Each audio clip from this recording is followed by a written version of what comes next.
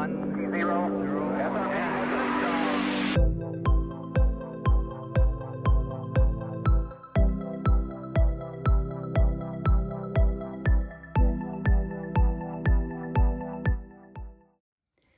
que ce projet Looking Glass? D'où ça vient? Comment ça fonctionne? Et surtout, quel est le secret qu'il renferme? Vous êtes prêts? Vous êtes prêtes? Vous êtes bien calés dans votre fauteuil? Vous avez vos petits pop-corn à portée de main? Si c'est le cas, alors je vous emmène avec moi au cœur de ce projet ultra secret Looking Glass. Tout le monde, j'espère que vous allez bien. Moi je suis ultra contente. Je sais même pas si ça se dit, mais c'est pas grave. Vous avez compris ma pensée. Je suis vraiment contente, ravie de vous retrouver dans cette nouvelle quête de sens qui m'a demandé énormément de temps, énormément d'énergie, énormément de travail. Et donc j'ai pas pu poster cette vidéo la semaine dernière. Je vous encourage non seulement à vous abonner à la chaîne, mais également à activer la cloche des notifications pour être informé lorsque je publie des vidéos. Bien évidemment, je vous encourage à liker, à partager, à commenter généreusement puisque c'est ce qui permet à ma chaîne de gagner en visibilité et je ne vais pas non plus vous le cacher, ça m'encourage aussi à continuer à vous partager ce travail que je fais concernant mes propres découvertes. Donc merci, je compte sur vous. Ce projet Looking Glass, qu'est-ce que c'est? Littéralement, ça se traduit par miroir ou de l'autre côté du miroir. Le nom de ce projet Looking Glass est inspiré du roman de Lewis Carroll, décédé le 14 janvier 1898, roman qu'il a publié en 1871 et qui s'intitule De l'autre côté du miroir. Lewis Carroll n'était pas que romancier. Il était également professeur de mathématiques au Christ Church College de l'université d'Oxford. Il a d'ailleurs publié des ouvrages également d'algèbre et de logique mathématique, ainsi que des recueils d'énigmes et jeux verbaux. L'un des paradoxes de Lewis Carroll illustre l'un des principes importants des mathématiques. Écoutez bien, se méfier du « je le vois, donc c'est vrai ». Ce roman, L'autre côté du miroir, est la suite de son premier roman publié en 1865 qui s'intitule Les aventures d'Alice au pays des merveilles. J'ai, pour les besoins de cette quête de sens, lu le livre De l'autre côté du miroir. Et quelle n'a pas été ma surprise de découvrir les nombreux éléments cachés dans ce récit, que je vous invite d'ailleurs à lire ou à relire, mais cette fois avec le recul nécessaire, tous les sens en alerte pour découvrir par vous-même justement le mystère auquel je vais vous conduire. Retenez bien une chose cependant, du niveau de conscience dépend le niveau d'interprétation. Les différentes interprétations que l'on retrouve font référence souvent dans cette histoire du passage de l'enfance au monde adulte, de la nostalgie de l'enfance, de la croissance, etc. Bref, aucun rapport avec ce que je vais vous donner là. Dans le livre Alice au pays des merveilles, l'histoire commence lorsque Alice aperçoit un lapin pressé qui consulte sa montre. Intriguée, elle décide de le suivre et sans hésitation s'engouffre à sa suite dans un terrier qui l'amène dans un monde étrange et merveilleux. Elle va rencontrer de nombreux animaux bizarres, des personnages excentriques, fous. Il est question d'un jardin qui appartient au roi et à la reine de cœur et qui terrorise l'ensemble de la cour constituée de cartes à jouer. À un moment donné, Alice va assister au jugement du valet de cœur accusé d'avoir volé les tartes de la reine. Les témoins se succèdent devant des jurés peu compétents et un juge, le roi, peu impartial. Face à cette tartufferie, on peut dire, Alice va se révolter. La reine, excédée par le comportement d'Alice, ordonne son exécution. C'est alors que Alice se réveille et réalise que toute cette aventure n'était qu'un rêve. À ce niveau, nous pouvons déjà prendre en compte certains éléments. Le lapin blanc, le temps, le terrier, le monde étrange, les cartes et le réveil. Allons plus loin. Dans le deuxième roman, de l'autre côté du miroir, nous avons Alice qui joue avec deux chatons, l'un noir et l'autre blanc, et elle s'endort dans un fauteuil. Elle rêve qu'elle passe de l'autre côté du miroir qui se trouve dans le salon. Elle se retrouve donc dans la maison du miroir. La pièce est la même, sauf que tout est inversé. Elle trouve un livre dans une langue qu'elle ne comprend pas jusqu'à ce qu'elle réalise que c'est juste l'écriture qui est inversée.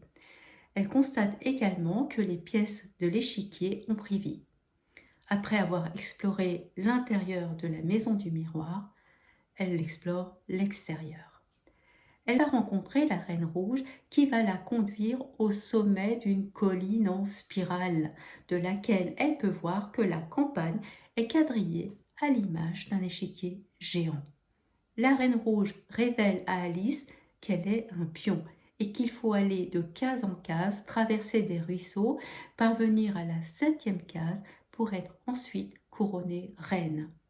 Alice va donc rencontrer de nombreux animaux et des personnages étranges et situations bizarres comme le fait de devoir courir très vite pour pouvoir rester sur place, des mots qui n'ont aucun sens, bref, un véritable parcours du combattant pour Alice qui parvient après d'innombrables péripéties à être couronnée reine.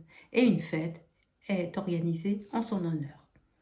La fête du couronnement auquel assistent la Reine Rouge et la Reine Blanche vire rapidement au chaos pour ne pas dire au cauchemar. Alice, agacée, renverse tout ce qui se trouve sur la table et attrape la Reine Rouge qu'elle tient pour responsable des épreuves vécues tout au long de ses aventures. Alice secoue la Reine Rouge qui se transforme alors. Alice se réveille en tenant dans ses bras son chaton noir et comprend que son chaton noir était la Reine Rouge et que son chaton blanc était la Reine Blanche de son rêve. Le roman s'achève avec la phrase « Qu'est notre vie sinon un rêve ?» Ici, retenons les éléments suivants. Le noir et le blanc, la traversée du miroir, le monde inversé, la colline en spirale, l'échiquier, Alice en tant que pion, les épreuves qui sont à l'image d'une partie d'échecs et le réveil. Laissons de côté, mais sans pour autant les oublier, ces deux romans de Lewis Carroll pour nous rendre au 23 juin 1999, qui est la date de la sortie du film Matrix. Personnellement, j'ai trouvé ce film juste extraordinaire, incroyable, parce qu'à l'époque, j'avais déjà de nombreuses expériences personnelles et professionnelles et j'avais compris et intégré et donc consciente de ce qui était présenté dans ce film comme étant une véritable divulgation et non pas vraiment une science-fiction. J'ai choisi un extrait que je pense que tout le monde connaît. C'est un extrait culte, mais il y a des détails que je vais mentionner dont je n'ai entendu parler personne. Cet extrait, c'est la scène où Morpheus reçoit Néo dans son salon et un dialogue s'engage entre Morpheus et Néo. Morpheus commence. « Tu te sens comme Alice tombée dans le terrier du lapin blanc. Crois-tu en la destinée, Néo ?» ?»« Non, répond Néo. »« Pourquoi ?» lui demande alors Morpheus. « Parce que je n'aime pas l'idée de ne pas être aux commandes de ma vie, répond Néo. Morpheus poursuit alors. La matrice est universelle, elle est omniprésente, elle est le monde qu'on superpose à ton regard pour t'empêcher de voir la vérité. Quelle vérité demande Néo. Le fait que tu es un esclave, répond Morpheus, comme tous les autres, tu es né enchaîné. Une prison pour ton esprit. Si tu veux découvrir la matrice, tu devras l'explorer toi-même. Choisis la pilule rouge et tu restes au pays des merveilles et on descend avec le lapin au fond du gouffre. Je dirais que tout est résumé dans ce court dialogue. Je souhaitais donc ici attirer votre attention sur le dialogue, mais également sur certaines images. Tout au long du dialogue, Morpheus tient une petite boîte en miroir qu'il fait tourner dans ses mains. C'est de cette boîte en miroir qu'il va d'ailleurs extraire les deux pilules, rouge et bleu. Lorsque Morpheus propose les pilules à Néo, nous avons un gros plan sur ses lunettes miroirs dans lesquelles se reflète Néo et le choix de la pilule qu'il souhaite avaler. Chaque élément a son importance, le diable se cache dans tous les détails. Ceci dit, même dans la bande-annonce, uniquement la bande-annonce, vous allez voir les éléments qu'il y a dans cette bande-annonce-là. Tout de suite, on est en lien avec le miroir et ce qu'il y a derrière le miroir. Allez-y par curiosité, vous allez voir. Donc, si vous le souhaitez, je pourrais compléter cette vidéo par une autre vidéo pour vous expliquer l'idée selon laquelle nous ne sommes pas aux commandes de notre vie, l'omniprésence de la matrice, ses agents, comme elle se révèle à nous dès lors que nous atteignons un certain niveau de conscience. Car oui, elle ne peut se révéler à nous qu'en l'explorant par nous-mêmes. Et ça va bien au-delà du fait de découvrir des mensonges ou de la manipulation comme on le voit actuellement. Ça va bien au-delà de ça, croyez-moi. Ceux qui ont lu mon livre Guérison et conscience savent parfaitement de quoi je parle. Allez, pour en revenir à ce simple extrait, les choses donc apparaissent plus clairement à notre regard concernant les aventures d'Alice au pays des merveilles, puisqu'il y a une superposition des éléments, puisque nous retrouvons ici le lapin blanc, le terrier, le monde inversé avec le miroir, mais aussi surtout ce monde que l'on superpose à notre regard pour nous empêcher de voir la réalité, donc la prison psychique, et de cette matrice omniprésente dans nos existences et qui agit par le biais des agents de contrôle. Mais plus important encore, ce que nous révèle cet extrait, c'est que nous avons le choix. Nous avons le choix de passer de l'autre côté du miroir ou de rester dans notre monde illusoire. Et tout cela est en connexion avec le projet Looking Glass qui, lui, va beaucoup plus loin dans la réalité puisqu'il nous donne le résultat final. Le projet Looking Glass, vous allez voir, qui est très en lien avec le roman, le film, et là, c'est un vrai projet militaire ultra secret. Avant d'aller dans le vif de ce sujet, d'ailleurs, j'avais envie d'attirer votre attention sur le nom des personnages du film Matrix qui ne sont pas du tout dus au hasard. Puisque ici, Morpheus représente dans la mythologie grecque et romaine Morphée, qui est le fils de Hypnos, le dieu du sommeil, et de Nyx, la déesse de la nuit. Morphée donc avait la capacité de plonger les mortels dans un sommeil profond peuplé de rêves. Néo, quant à lui, a une lettre qui est inversée, puisqu'il représente en réalité Noé. Noé, l'élu, comme par hasard. Néo, l'élu, Noé était aussi l'élu. Et Noé, c'est donc en lien avec le mythe du déluge, qui est en quelque sorte un reset de l'humanité, une remise à zéro, puisqu'après le déluge, il a fallu repartir. Voyez le parallèle? Donc tout est là en réalité. Donc après avoir posé ces quelques éléments, nous pouvons maintenant nous rendre au cœur de ce projet militaire ultra secret qu'est le Looking Glass. Donc c'est un projet qui permet de voir, d'accéder à une autre réalité, donc de voir de l'autre côté du miroir et de voir cette réalité présentée comme un événement inévitable pour l'humanité. Une réalité qui terrifie vraiment certains acteurs de notre monde. Tout ce que j'ai trouvé par rapport à ce projet, je l'ai tiré d'une vidéo, d'une interview plus précisément, entre une journaliste américaine dont je n'ai pas le nom malheureusement, et de Bill Wood qui a pris directement part au projet Looking Glass. Donc il s'agit d'une longue interview de 45 minutes que j'ai entièrement traduite et dont je vais vous présenter les éléments les plus importants. Je vous encourage bien entendu à entreprendre vos propres recherches sur le sujet. Je mets le lien de cette interview dans la description. Vous verrez, la vidéo n'est pas du tout de bonne qualité, mais il n'empêche que l'interview est là et que l'on peut tout à fait comprendre ce qui se passe.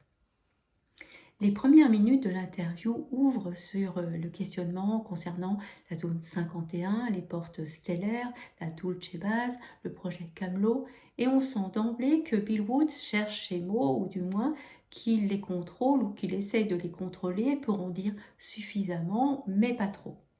Donc, la journaliste demande à Bill Wood quelles sont les informations qu'il détient sur la zone 51 et d'autres projets secrets. Et c'est là qu'il va parler d'un certain entraînement psy auquel il a été soumis pour acquérir des capacités psychiques dignes d'un Jedi, selon ses termes. Il dit aussi Le niveau de secret, les installations secrètes et les capacités de nos secrets nationaux dépassent l'imagination de la majorité des personnes sur ce qui est possible. La journaliste questionne encore. Est-ce que tu peux raconter ce que tu as vu là-bas en zone 51 et jusqu'à quel niveau tu es allé? Il va parler donc du fait qu'il a reçu des implants comme un morceau de métal dans le bras pour avoir des capacités qu'il nomme lui surhumaines. Il va finalement découvrir que ces implants n'ont aucun impact sur ses capacités et qu'on lui a fait croire que les capacités qu'il avait développées, c'était grâce à l'implant. Et c'est donc en prenant conscience de ça que c'était juste une manipulation de leur part qu'ils avaient programmé dans son cerveau qu'il a pu développer davantage ses capacités psychiques. Parce que ce qu'il explique, c'est qu'à un certain moment, effectivement, ça avait l'air de fonctionner comme un effet placebo. Et que quand il lui retirait l'implant, en fait, il n'avait plus du tout de capacité psychique. Donc, il a fallu qu'il fasse un énorme travail pour transcender, comme il le dit, on va le voir plus tard, dépasser cette croyance-là. Parce qu'il dit plus tard, il dit, je cite, en 2008, avec une certaine aide, j'ai été capable de transcender la barrière de l'usage de mes talents. J'ai pu affiner et améliorer mes capacités à un niveau supérieur que lorsque j'étais en exercice, ce qui est utile quand la police trace le GPS de ton portable, dit-il avec une certaine ironie. La journaliste reprend. Ok, pour en revenir à la zone 51, j'entends que tu aurais violé l'accord de sécurité pour en avoir parlé, n'est-ce pas? À partir de là, Bill va parler d'une flotte d'ovnis dans la zone 51. Il parle d'une flotte capable de voyager en un clin d'œil dans tout le système solaire. Il parle de Stargate, du projet Stargate. Et c'est après ça qu'il va enclencher sur le projet Looking Glass et d'un problème majeur qui est apparu à partir de 2012. À partir de 2012, que s'est-il passé? Eh bien, à partir de 2012, dit-il, les lignes de temps ont commencé à converger. Il mentionne la théorie des cordes et des lignes de temps, explique que depuis 2012, les choix pris dans le présent ont moins d'influence, moins de conséquences dans le futur. Avant cette date, dit-il, prendre une décision, faire un choix dans le présent ne signifiait pas nécessairement que l'autre décision ne puisse exister en même temps. Il y a donc une convergence des lignes de temps. Avant, les lignes de temps étaient multiples. Il y avait des choix multiples qui conduisaient à des solutions multiples. C'est en gros ce qu'il nous explique. Mais ce n'est plus le cas depuis 2012. Il raconte dans la suite de l'interview que quand donc il était en exercice en 1997, une de ses missions était de résoudre les problèmes grâce à sa remarquable intuition dans différentes missions, de développer des projets plus spécifiquement sur une mission qui s'était mal passée. Donc il était appelé pour solutionner un problème, d'aider tout le monde finalement à résoudre ce problème et ce désordre. Et là, donc, il a été appelé pour ce problème de convergence des lignes de temps dans ce projet Looking Glass. Appelé compte tenu effectivement de son toujours entraînement spécifique et de ses capacités psychiques. Et dans ce cas, c'est l'idée pour lui de devoir changer les lignes de temps qui semblent converger, faire un futur qui ne semble pas leur convenir, dit-il, en faisant référence aux leaders mondiaux. Il explique que nous sommes poussés comme dans un goulot de bouteille temporel, peu importe la décision prise. Et c'est là, dit-il, le problème des personnes qui travaillaient au projet Looking Glass. Il raconte, je cite, « Ce qui s'est passé, c'est que des personnes très intelligentes ont commencé à se rendre compte que quelque chose d'énorme était en train d'arriver. Quelque chose qui fait que toutes les probabilités, tous les scénarios du futur, quel que soit le choix, seraient absorbés par le Looking Glass et termineraient intrinsèquement dans le même futur. Aucune décision, aucune possibilité ne peut changer, passer un certain point. Et il dit, Écoutez bien, ça, c'est le grand secret.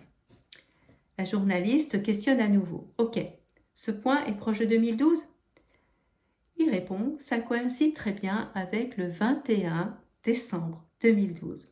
21 décembre 2012, rappelez-vous, c'était la panique partout, c'était le calendrier Maya, son interprétation erronée de la fin du monde, l'apocalypse, les révélations, etc. Bref, je ne vais pas aller là-dedans parce que voilà, ça serait un petit peu usine à gaz, donc je reviens sur l'essentiel. Mais en tout cas, 2012, ça correspondait bien à cette histoire de calendrier Maya, qui finalement, vous allez voir, c'est pas du tout ce qu'on pensait. Donc la journaliste reprend. Donc, à partir de ce point, 2012, toutes les possibilités conduisent à la même ligne de temps ? Bill répond. Toutes les possibles lignes de temps conduisent à la même histoire se déroulant dans le futur. Donc, à la même finalité, au même résultat, quoi qu'on fasse. La journaliste demande alors, et qu'est-ce que c'est ? Tu le sais ou tu l'as découvert ? Bill répond, ça, c'est la grande question. C'est ça le grand secret. C'est ce qui fait que tous ceux qui ont accès à cette information sont entrés dans une panique totale. Les personnes qui savent tout sur Looking Glass, ceux qui ont toutes les données, toute l'information, l'élite mondiale, se sont rendus compte que c'est la fin du jeu. Selon ces termes à Bill, rien ne peut être manipulé au-delà de ce point 2012. La journaliste reprend. Bon, allez, j'ai 60 questions. Mais tu penses que c'est ça la vérité, qui n'ont pas trouvé la façon de manipuler ça ? Comment tu as eu l'information ? Alors ici, je rappelle quand même que Bill a été engagé pour résoudre le problème lié justement à la convergence ou la contraction des lignes de temps pour trouver une solution pour changer le futur qui a été projeté par l'ordinateur, ce qui est le projet Looking Glass, pour que ce futur, ne se réalise pas. Donc il continue d'expliquer à la journaliste que l'ordinateur leur a dit ce qui va arriver et qu'ils ont beau changer encore de scénarios, de plans, etc., c'est toujours le même résultat. Et c'est un énorme problème pour eux, dit-il, faisant référence aux leaders mondiaux. La journaliste demande alors, mais pourquoi ? Qu'est-ce qui arriverait ? Bill répond tout simplement, l'inévitable contraction des lignes de temps. La journaliste reprend. Qu'est-ce que cela signifie pour notre réalité ? Est-ce que tu le sais ? Bill reprend et dit simplement « J'ai fait mon travail avec diligence. J'ai fait toute la recherche, toute l'investigation. Ils m'ont donné une partie de l'information et ma conclusion a été « L'ordinateur a raison. Les lignes de temps vont contracter jusqu'à quelque chose d'inévitable. » La journaliste reprend alors. « Alors, ta conclusion a été que c'est inévitable ?» Bill poursuit. Il y a un événement inévitable. Je continue à le citer. Ça a été prédit. Ils n'ont pas de contrôle sur ce qui va arriver. Ils auront seulement le contrôle des réactions qui auront lieu. Et il semble que peu importe ce qu'ils essaient, cela aura un effet contraire à ce qu'ils désirent. Peu importe les décisions ou les possibilités injectées dans l'équation. La journaliste va alors questionner sur la fermeture des différents projets Looking Glass. Oui, parce qu'il y avait différentes structures. Et là, Bill intervient en disant « Je pense qu'ils ont fermé parce que tous voyaient la même chose. Et c'était donc inutile. C'est comme la méchante sorcière qui regarde dans le miroir magique et qui reçoit toujours la même réponse. Eh bien, si tu reçois toujours la même réponse, tu arrêteras de parler au miroir, dit-il. Et c'est ça ce qui est arrivé essentiellement avec Looking Glass. Cette information, le résultat de ce projet a été une préoccupation majeure pour eux quand j'étais en exercice pour savoir comment éviter l'inévitable. Et au début, j'ai pensé que c'était la fin du monde, nous dit Bill Wood. Et ce que j'ai vu, poursuit-il, c'est que c'est la fin de leur monde.